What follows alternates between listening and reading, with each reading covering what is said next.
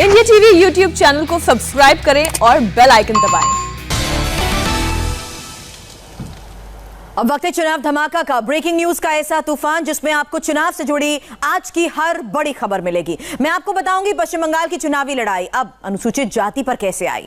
बंगाल में 5वें दौर के मतदान से पहले कहां हुआ खूनी खेल, ये आपको बताएंगे कि आखिरकार इसके पीछे का क्या है पूरा जमाल। उसके साथ साथ हम आपको ये भी दिखाएंगे कि और बंगाल में क्या चल रहा है। लेकिन सबसे पहले प्रधानमंत्री नरेंद्र मोदी ने जो आज बड़ा दावा किया है, देखिए।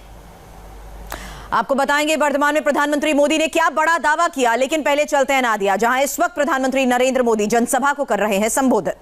दे सकते हैं क्या? नहीं दे सकते ना, लेकिन आप एक वोट देंगे ना कमल को, वो गरीब के खाते में 5 लाख की गारंटी हो जाएगी भाइयों। वो कहीं बीमार हो गया, 5 लाख तक का खर्चा दिल्ली की भाजपा सरकार करेगी। भाइयों बहनों, ये आपके वोट की ताकत है। ये आपका वोट गरीब के घर में नल से जल पहुंचाएगा। ये आपका एक वोट गरीब मां को इज्जतगर टॉयलेट देगा। आपका एक वोट गरीब मां को नया गौरव देगा। और इसलिए मैं कहता हूं भाइयों बहनों, ये आपके वोट की ताकत समझिए और आप इस बार पूरी ताकत से संकल्प करिए। आइए हम संकल्प लें, इस बांग्ला नववर्ष में हर बूथ पर कमल खिलाएंगे, सोनार बांग्ला बनाएंगे। कल से नवरात्रि भी शुरू होने जा रही है। मेरी आप सभी को बहुत बहुत शुभकामनाएं हैं।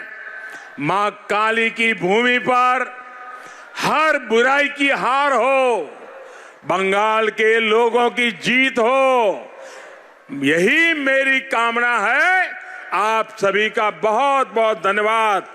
दोनों हाथ ऊपर करके पूरी ताकत से बोलिए,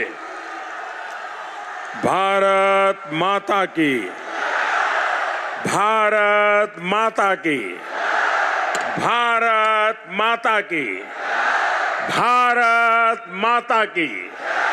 बहुत बहुत धन्यवाद। और चुनाव धमाका में इस वक्त की सबसे बड़ी खबर, बंगाल की चुनावी रैली में आज प्रधानमंत्री मोदी ने 4 चरण के मतदान को लेकर बहुत बड़ा दावा किया। वर्धमान की रैली में मोदी ने कहा कि 4 चरण के मतदान में बीजेपी की सीटों की सेंचुरी पूरी हो गई है और ममता बनर्जी खुद नंदीग्राम में चुनाव हार रही हैं और बंगाल में दीदी की पारी अब समाप्त हो गई है। आधे चुनाव में ही टीएमसी पूरी साफ। 4 चरणों के चुनाव में बंगाल की जागरूक जनता ने इतने चौके छक्के मारे, इतने चौके छक्के मारे कि बीजेपी की सीटों की सेंचुरी हो गई है। एक तो नंदीग्राम में बंगाल के लोगों ने दीदी को क्लीन बोल्ड कर दिया, यानी बंगाल में दीदी की पारी समाप्त हो चुकी है। दीदी तैयारी करके बैठी थी कि पार्टी की कप्तानी भाईपो को सौंपेगी, लेकिन दीदी का ये खेला भी जनता ने समय रहते समझ लिया और इसलिए दीदी का सारा खेला धरा का धरा रह गया।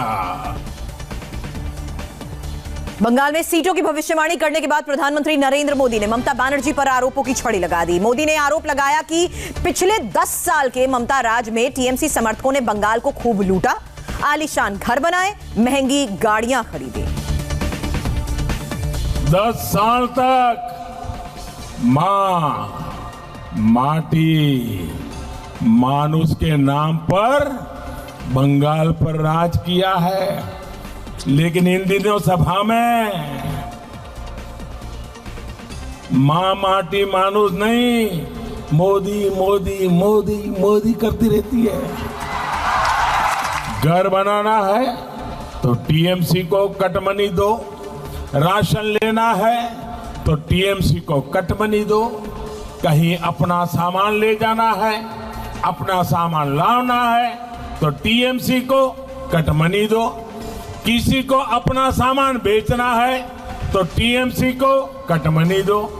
बंगाल की जनता से लूट कर दीदी के करीबियों ने बड़े बड़े घर बनवा लिए, बड़ी बड़ी गाड़ियां खरीद ली।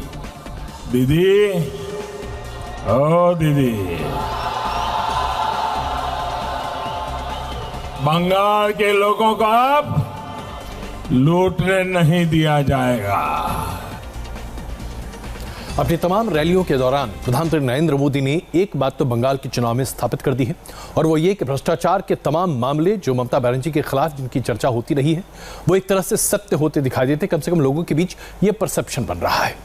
दूसरी तरफ अगर आप देखें तो प्रधानमंत्री ने एक तरह से यह भी खुलासा किया कि करीब 150 सीटों पर चुनाव हो चुके हैं और उसमें से 100 से ज्यादा सीटें भारतीय जनता पार्टी के पास आएंगी। ये दावे वहीं से निकल कर आ रहे हैं जब पहले चरण के मतदान के बाद गृह मंत्री अमित शाह ने कहा था कि 30 सीटों पर मतदान हुआ है, 26 तो हम जीतेंगे ही। यानी भारतीय जनता पार्टी न सिर्फ आश्वस्त है बल्कि पूरी तरीके से तैयार भी है। चुनाव धमाका में अगली बड़ी खबर यह है कि बंगाल की लड़ाई अब अनुसूचित जाति के अपमान के मुद्दे पर आ गई है और बीजेपी ने टीएमसी पर अनुसूचित जाति के अपमान के आरोप लगाए हैं।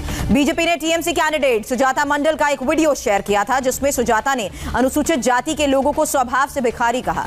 अब बीजेपी ने उनके इस बयान की शिकायत अनुसूचित आयोग से की है। अनुसूचित जाति आयोग से मिलने वाले डेलीगेशन में बीजेपी महासचिव दुष्यंत गौतम, सांसद सुनीता दुग्गल और हंसराज हंस शामिल थे। बीजेपी ने टीएमसी कैंडिडेट पर सख्त कार्रवाई की मांग की है।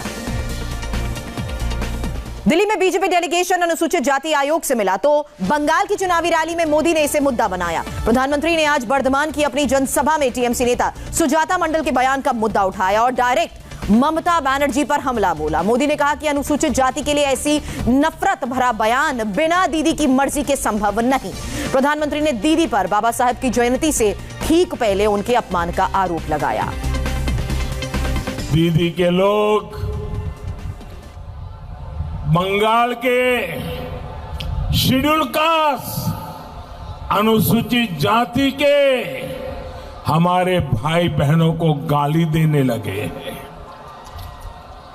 एससी समुदाय को, अनुसूचित जाति के भाई बहनों को दीदी के करीबी लोग कहने लगे हैं, उनको भिखारी कहने लगे हैं, भिखारी। बाबा साहब आंबेडकर की आत्मा को दीदी के लोगों के ये कड़वे बोल सुनकर कितना कष्ट हुआ होगा।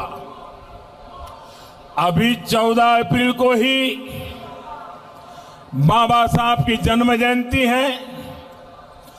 जन्म जयंती से पहले दीदी ने, टीएमसी ने बाबा साहब आंबेडकर का इतना बड़ा अपमान किया है।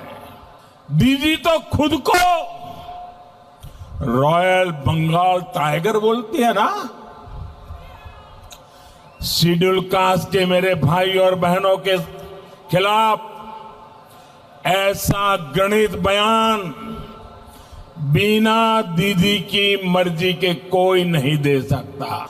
हमारे दलित समाज को, अनुसूचित जाति के लोगों को भिखारी तक कह दिया, लेकिन अभी तक दीदी ने उसका इनकार नहीं किया, विरोध नहीं किया, क्षमा नहीं मांगी। दीदी दलितों का अपमान करके, अनुसूचित जाति के लोगों का अपमान करके, शेड्यूल कास्ट के लोगों का अपमान करके आपने अच्छा नहीं किया है, आपने बहुत बड़ा पाप किया है। तृणमूल कांग्रेस के नेता का बयान जो कि दलित समाज के ऊपर बहुत बड़ा प्रभाव करता है, ये टीएमसी के लिए बहुत ही बड़े खतरे का सबब है। और वो इसलिए क्योंकि अगर आप देखें 20% से ज्यादा आबादी अनुसूचित जाति की है, जाति जनजाति की है पश्चिम बंगाल में, जिसमें से मतवा समाज को पहले ही भारतीय जनता पार्टी एक तरह से अपने पाले में कर चुकी है। शेड्यूल कास्ट को पहले से ही लगातार भारतीय जनता पार्टी अपने साथ जोड़ने की कोशिश कर रही है। यह संभव हो गया तो यकीन मानिए इस बार बंगाल में सिर्फ भारतीय जनता पार्टी का परचम ही लहराएगा। प्रधानमंत्री नरेंद्र मोदी के अलावा आज गृह मंत्री अमित शाह ने ममता सरकार पर हमलों की बरसात की। गोरखा बहुल कालिम्पोंग की रैली में अमित शाह ने आरोप लगाया कि ममता के 10 साल के शासन में गोरखा समाज पर खूब अत्याचार हुआ है। अमित शाह ने लोगों से चुनाव में टीएमसी की इस गुंडागर्दी को हराने के लिए वोट डालने की अपील की और कहा कि बीजेपी की सरकार बनी तो सभी गुनहगार जेल भेजे जाएंगे। अमित शाह आज कालिम्पोंग में रोड शो कर रहे थे। बहुत सालों से आप लोगों ने जुर्म सहा। 80-86 में सीपीएम ने जुर्म किया। 1200 से ज्यादा गोरखा भाइयों की जान गई और आपको न्याय नहीं मिला। ये दीदी आई, दीदी ने भी गोलीबारी कर 10 गोरखा की जान ली, आपको न्याय नहीं मिला।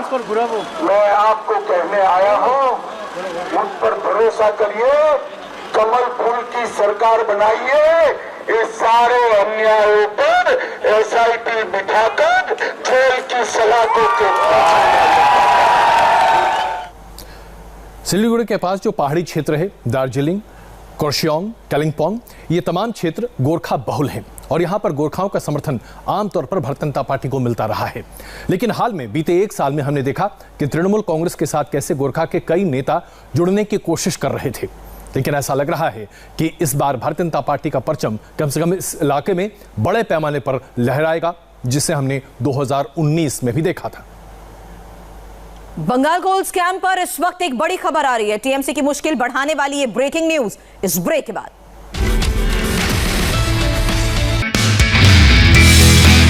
नमस्ते, मैं हूं मीनाक्षी जोशी। वीडियो और खबरों से अपडेट रहने के लिए India TV YouTube channel subscribe करें, बेल आइकन दबाना ना भूलें। जुड़े रहें इंडिया टीवी के साथ।